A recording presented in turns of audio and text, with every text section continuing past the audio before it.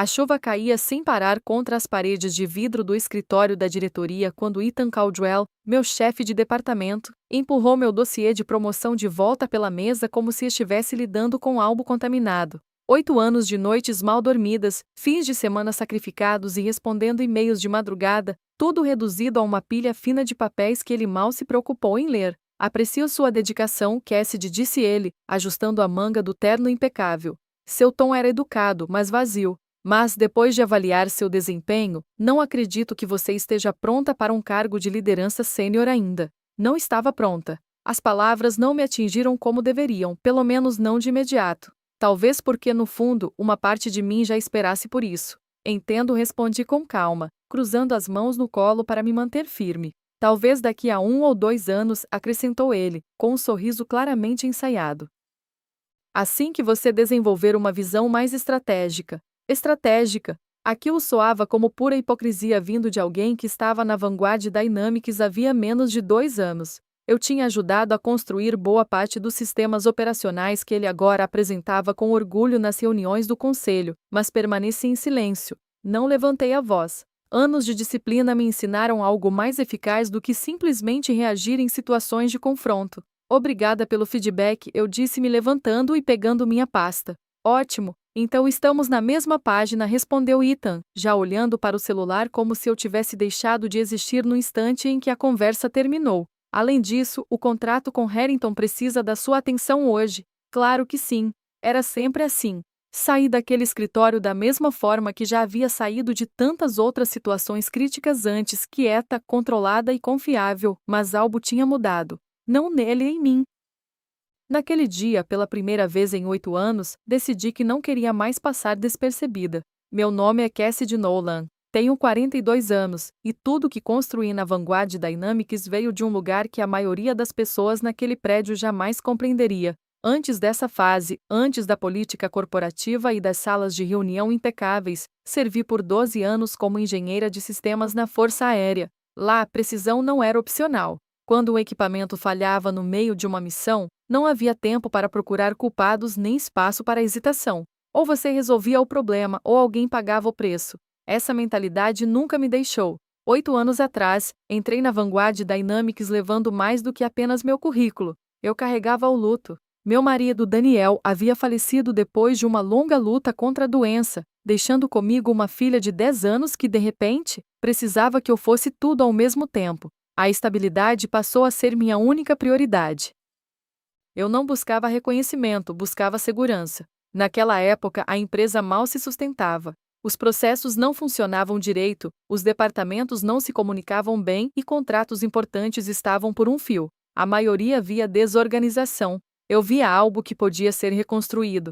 Então passei a ficar até mais tarde e chegar mais cedo. Mapeei sistemas que ninguém tinha documentado. Resolvi problemas que ninguém queria assumir. Aos poucos, sem chamar atenção, as coisas começaram a voltar aos trilhos, mas nunca fiz questão de reconhecimento por isso. Em casa, a vida seguia. Minha filha, Emma, estava crescendo mais rápido do que eu conseguia acompanhar. Ela começou a perguntar sobre faculdade, se teríamos condições de pagar, porque eu trabalhava tanto. Eu dizia que tudo daria certo, mesmo quando nem eu tinha certeza. Aquela promoção não era apenas um cargo para mim. Representava a faculdade dela, estabilidade e o futuro que eu tinha prometido.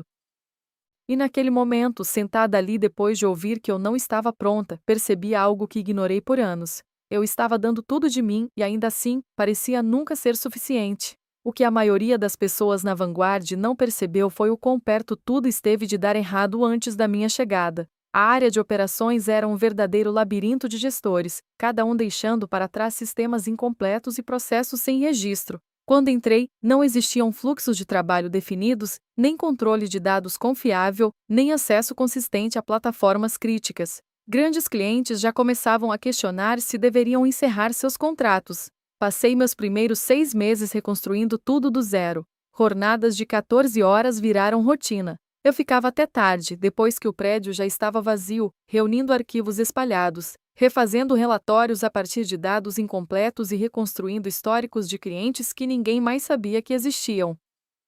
Criei estrutura onde antes só havia tentativa e erro. Cada processo foi registrado, cada plano de contingência definido, cada detalhe organizado com a disciplina que aprendi anos antes. Um desses clientes era a Harrington Defense Systems, base essencial do nosso portfólio. Os projetos deles exigiam precisão, consistência e um nível de entendimento que ia além de uma gestão superficial. Eu não só gerenciava esse relacionamento, eu estava totalmente envolvida nele. Eu conhecia as especificações de cabeça, antecipava mudanças e muitas vezes resolvia problemas antes mesmo deles serem oficialmente reportados.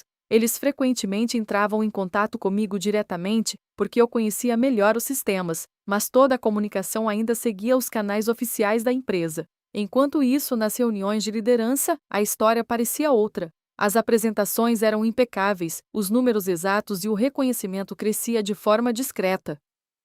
Ethan permanecia à frente da sala resumindo resultados que eu havia levado meses para organizar, falando com segurança sobre estratégias que ele nunca tinha colocado em prática. Eu nunca o corrigi, não porque não percebesse, mas porque acreditava que os resultados falariam por si. Todas as manhãs eu chegava cedo o suficiente para revisar as operações antes de qualquer outra pessoa, identificando pequenos problemas antes que virassem falhas caras. Na maioria das noites eu enviava relatórios detalhados, explicando riscos, avanços e soluções para as equipes envolvidas. As coisas simplesmente funcionavam, e quando tudo funciona, as pessoas deixam de questionar o motivo. Essa ilusão se desfez na manhã seguinte à reunião. Fiquei sentada no meu carro no estacionamento por mais tempo do que o normal, observando os funcionários entrarem no prédio cujo funcionamento eu ajudei a sustentar por anos. O céu estava cinza carregado, como se algo estivesse prestes a acontecer.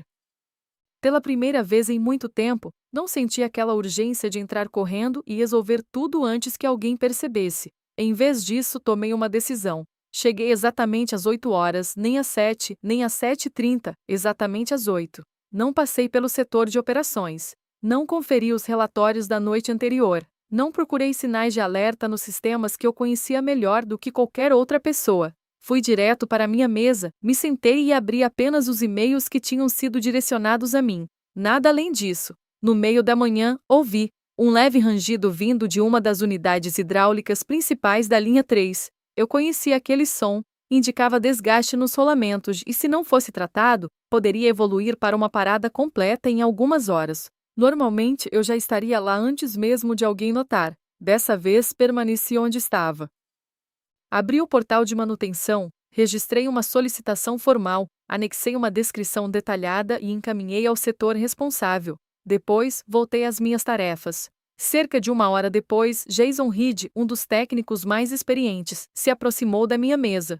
Cassidy, a unidade da linha 3 está apresentando problema de novo, disse ele. Você pode dar uma olhada nisso? Mantive a calma. Já enviei uma solicitação de manutenção. A equipe vai cuidar disso. Ele piscou visivelmente surpreso. Você normalmente resolve esse tipo de coisa. Esse sistema foi basicamente estruturado por você. Agora estou focando só nas minhas responsabilidades, respondi com um leve sorriso educado. Ele ficou ali por um instante, esperando algo a mais que não veio. Em 8 anos, eles nunca tinham me visto assim. À tarde, o problema ainda não tinha sido resolvido.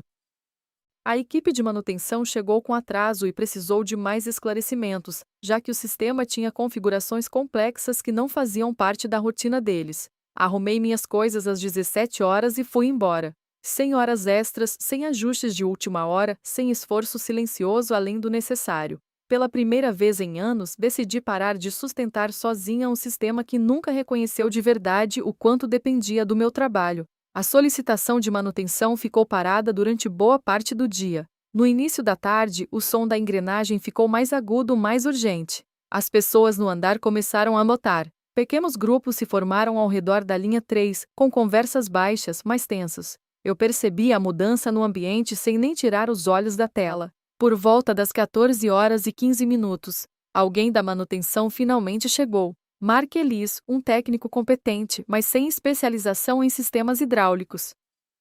Ele ficou agachado ao lado da unidade por alguns minutos antes de se levantar e observar o ambiente, como se buscasse alguma pista. Pouco depois veio diretamente até mim. Cassidy, eu verifiquei a unidade, disse ele com voz controlada. Isso não é algo de rotina. Acho que a montagem interna pode não estar correta. Você pode me explicar o processo?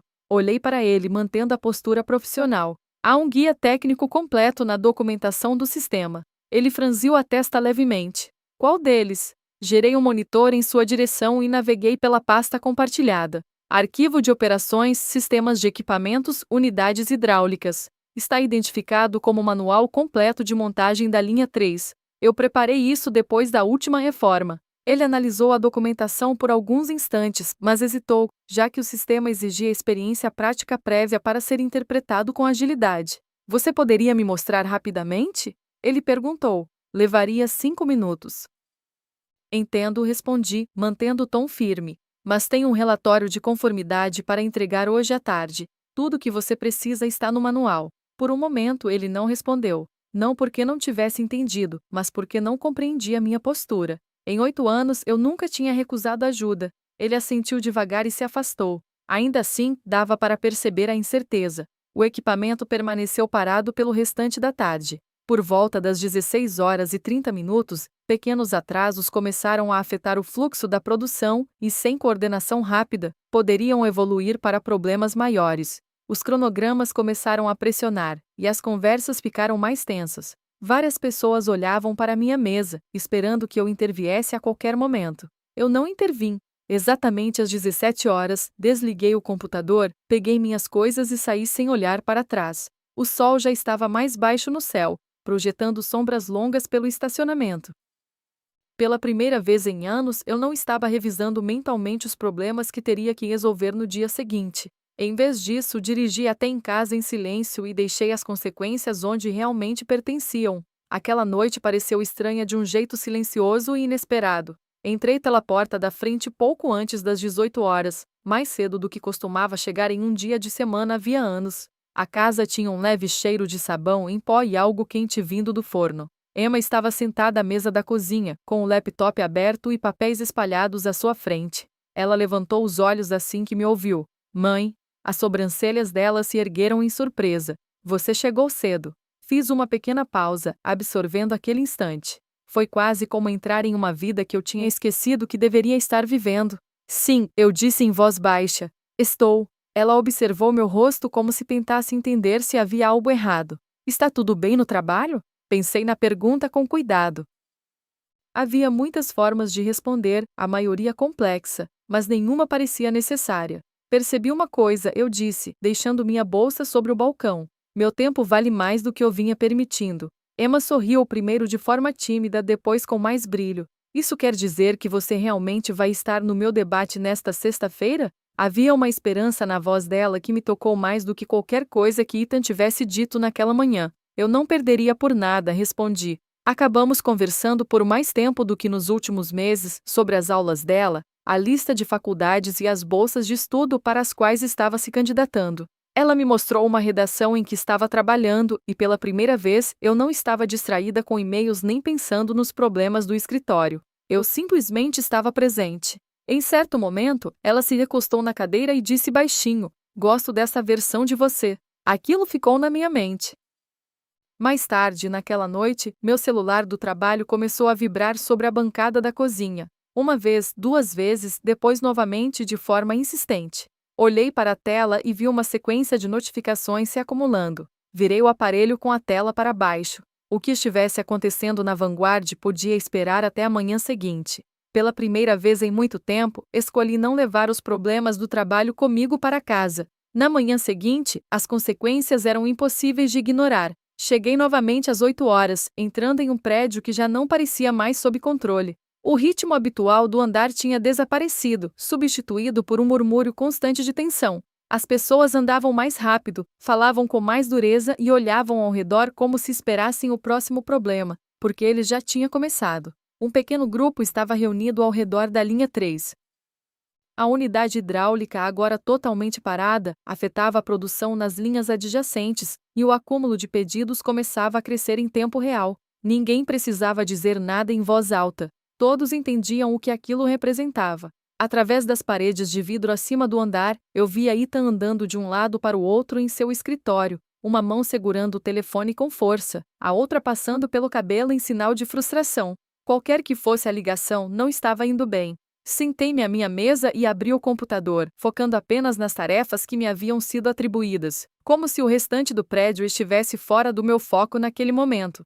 Por volta do meio da manhã, Ethan apareceu ao meu lado. Cassidy, disse ele, tentando manter a voz sob controle. Temos um problema urgente com o contrato da Harrington. Eles enviaram as especificações atualizadas durante a noite. Onde estão os documentos técnicos revisados? Estão na unidade compartilhada, respondi com tranquilidade, em contratos com o cliente Harrington Systems. Tudo está organizado por componente e por data de revisão. Ele franziu a testa. Há centenas de arquivos. Qual exatamente? Girei levemente a tela em sua direção, abrindo as pastas com facilidade. O arquivo principal está nomeado como Documentação Completa dos Sistemas Hidráulicos Harrington. Inclui todas as configurações, ajustes e protocolos de conformidade. Ele analisou a tela, visivelmente pressionado pela situação. Você pode resolver isso diretamente? Perguntou com a voz tensa. Eles estão esperando uma resposta. Olhei para o meu calendário. Tenho um relatório de conformidade para entregar hoje à tarde. É prioridade. Seu maxilar se contraiu. Pela primeira vez, ele precisava escolher entre problemas que não dominava e pela primeira vez eu não estava resolvendo por ele. A ligação chegou pouco antes do meio-dia. Reunião de emergência, sala de conferências B, presença imediata obrigatória. Quando entrei, o clima havia mudado de tensão para algo próximo de preocupação generalizada. Ethan já estava lá, junto com Daniel Whitmore, o CEO da Vanguard Dynamics. Na tela grande à frente da sala estava o General Harrington, o mesmo com quem eu havia trabalhado durante anos. A expressão dele era séria e firme. Cassidy, disse Daniel com um alívio rápido no rosto ao me ver. Precisamos que você nos explique o que está acontecendo. Sentei-me, colocando meu caderno com calma sobre a mesa. O General Harrington se inclinou levemente para a frente na tela. Estamos identificando falhas críticas nos sistemas hidráulicos durante os testes de estresse, instabilidade na pressão, mecanismos de segurança que não estavam sendo acionados corretamente. Meus engenheiros estavam classificando isso como falha de projeto. Não se trata de falha de projeto, respondi com calma. É um problema de calibração na sequência de regulação da pressão. O sistema foi desenvolvido com camadas de segurança, mas elas precisam ser ajustadas de acordo com os parâmetros operacionais atualizados. Ethan se moveu ao meu lado, claramente tendo dificuldade para acompanhar. Então você consegue resolver? Perguntou ele rapidamente. Posso orientar sua equipe na correção, respondi. Isso está descrito na seção 7.2 da documentação. Houve uma breve pausa. Então Daniel falou desta vez de forma mais direta. Cassidy, o que você precisa para resolver isso o quanto antes? A sala ficou em silêncio. Sustentei o olhar dele sem hesitar. Nos últimos meses eu venho conversando com a Orion Defense Technologies, e eles demonstraram interesse em me oferecer um cargo de liderança sênior. A mudança foi imediata. A expressão de Ethan perdeu a cor. Daniel se inclinou para a frente, estreitando os olhos. Na tela, o General Harrington não demonstrou surpresa.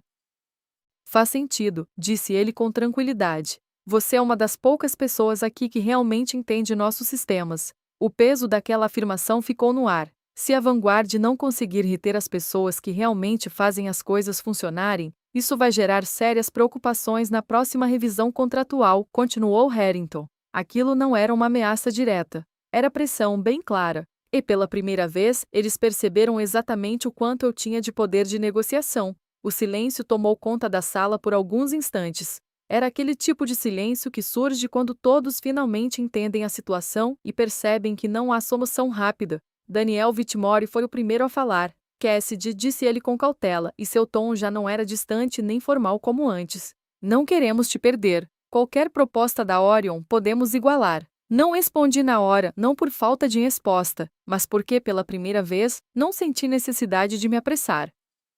Não se trata só da proposta, disse por fim. Trata-se de reconhecimento, de autoridade e da possibilidade de realmente liderar os sistemas que venho sustentando discretamente há anos. Ethan se mexeu na cadeira, sem conseguir esconder o desconforto. Daniel assentiu devagar, absorvendo cada palavra. Então vamos ajustar isso. Peguei minha pasta e coloquei uma única folha sobre a mesa entre nós. Meu pedido de demissão, eu disse. A cabeça de Ethan virou rapidamente na minha direção.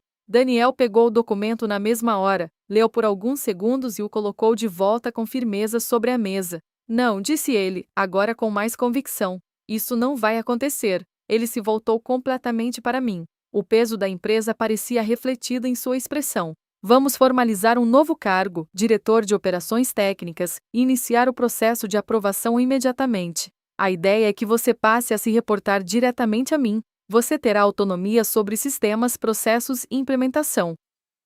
Ajuste salarial, benefícios, tudo o que precisar ser alinhado, nós vamos resolver. A sala parecia menor, não pelas paredes, mas porque o equilíbrio de poder tinha mudado por completo. Ethan abriu a boca como se fosse falar algo, mas desistiu. Pela primeira vez, ele não tinha o que acrescentar. Olhei para Daniel e depois para a carta de demissão ainda sobre a mesa. 8 anos sendo ignorada me trouxeram exatamente até aqui. E agora, pela primeira vez, não eram eles que definiam o meu valor. Era eu. Não respondi de imediato, não por dúvida, mas porque, pela primeira vez em anos, eu tinha espaço para pensar sem pressão. Naquele fim de semana, Emma e eu saímos da cidade de carro, só nós duas. Sem e-mails, sem ligações, sem pendências nos esperando. Ficamos sentadas à beira de um lago por horas, conversando sobre o futuro dela, seus planos e o tipo de vida que queria construir. Em um momento, ela olhou para mim e disse: "Você parece diferente e mais leve." Eu sorri. Finalmente entendi o meu valor. Contei a ela na segunda-feira de manhã e entrei no escritório de Daniel com a minha decisão. Aceito o cargo, eu disse, mas com uma condição. Ele levantou levemente uma sobrancelha. Continue. Ethan fica. A surpresa apareceu no rosto dele. Substituí-lo não vai resolver o sistema, continuei. Só vai mudar o problema de lugar. Se essa empresa realmente vai mudar, precisa de estrutura, não de vingança. 3 meses depois, as primeiras mudanças já começavam a dar resultado. Os processos estavam mais claros e as equipes começavam a se alinhar. Os problemas passaram a ser resolvidos antes de virarem crises. O contrato com a Harrington foi ampliado. Não por acaso, mas porque finalmente estávamos operando como deveríamos desde o começo. Eu ainda saía às 17 horas e dessa vez, nada desmoronava depois que eu saía, porque o sistema não dependia mais tanto de uma única pessoa trabalhando nos bastidores para funcionar bem. Se você estivesse no meu lugar, teria aceitado a promoção e escolhido não agir por vingança, mas sim melhorar o sistema por dentro? Me conta nos comentários o que você teria feito no meu lugar. Às vezes a decisão mais forte não é simplesmente ir embora. Isso mudou tudo para mim. Eu costumava acreditar que trabalhar mais faria com que as pessoas reconhecessem automaticamente o meu valor, mas essa experiência me ensinou algo mais profundo. Valor não se prova só com esforço. Ele também é definido pelo que você aceita. Quando parei de me sobrecarregar, tudo ficou mais claro. O sistema não era tão forte quanto parecia, ele dependia muito de mim. E quando percebi isso, passei a ter o poder de escolher diferente, não por impulso, mas com consciência. Se essa história fez sentido para você, é porque você entende o seu próprio valor e a sua força interior. A maior lição dessa história está na diferença entre esforço e posicionamento. Trabalhar duro nem sempre garante reconhecimento, especialmente em estruturas que se acostumam a extrair valor sem atribuir na mesma medida. Cassidy passou anos acreditando que resultados falariam por si, mas descobriu que, sem limites claros, o sistema apenas se adapta ao seu esforço e o transforma em padrão. O ponto de virada não foi quando ela fez mais, mas quando decidiu fazer apenas o que era justo. Isso não foi vingança, foi estratégia. Foi nesse momento que o invisível se tornou evidente e o que era ignorado passou a ser indispensável. Em muitos casos, o problema não é falta de competência, mas excesso de entrega sem exigência de reconhecimento. A história também revela algo mais profundo sobre estruturas corporativas e relações de poder. Empresas não são apenas feitas de processos, mas de percepção. Enquanto Cassidy resolvia tudo nos bastidores, a liderança acreditava que o sistema funcionava naturalmente. Isso mostra como o silêncio pode distorcer a realidade e esconder o verdadeiro valor das pessoas. Quando ela recuou, não criou o problema, apenas revelou que já estava fragilizado. Muitas vezes, crescer não significa sair de um sistema, mas entender como ele funciona e reposicionar seu papel dentro dele. O verdadeiro avanço acontece quando você deixa de ser apenas eficiente e passa a ser estratégico sobre onde e como aplica sua energia. Agora me diz, você acha que Cassidy deveria ter saído da empresa ou fez certo ao tentar mudar tudo por dentro? E se você estivesse no lugar dela, teria esperado o reconhecimento ou teria imposto limites muito antes? Escreve aqui nos comentários, eu quero muito saber. E não esquece, deixa também o seu comentário com uma classificação de 1 a 10 para mostrar o quanto você gostou, porque assim eu consigo trazer mais vídeos que sejam interessantes para você. Se essa história te fez refletir, já deixa o like e se inscreve no canal para não perder as próximas histórias que podem mudar a forma como você enxerga seu próprio valor.